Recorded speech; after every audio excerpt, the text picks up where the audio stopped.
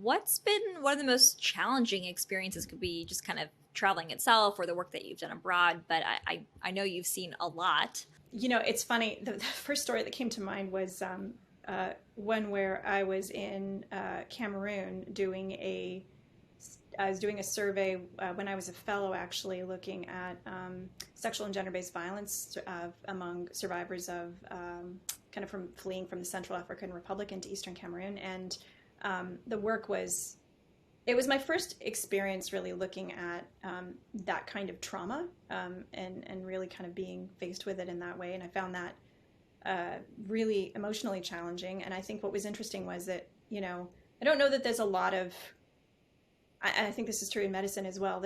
We're starting to just understand what that exposure to that and sort of, means longer term.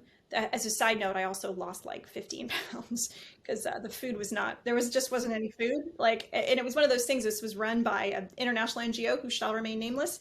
The logistics in the field was miserable, and so I came back looking like a skeleton. I weighed about the same starting as I do now. So you can imagine, 15 pounds. There wasn't a lot to lose.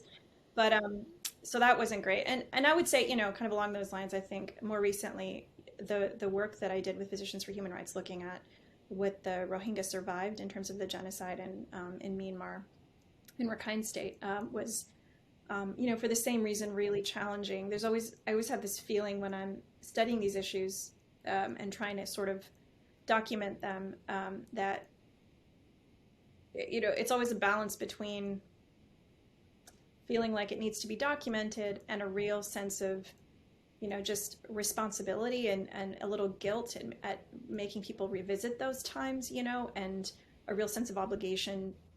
I every time I do one of these studies, I have a really deep sense of obligation that this information get used in a way that really does support the people who are survivors. And a lot of times we just don't know if it will or not. We just do our best and document and hope that it will. So yeah, I think human rights documentation is really challenging.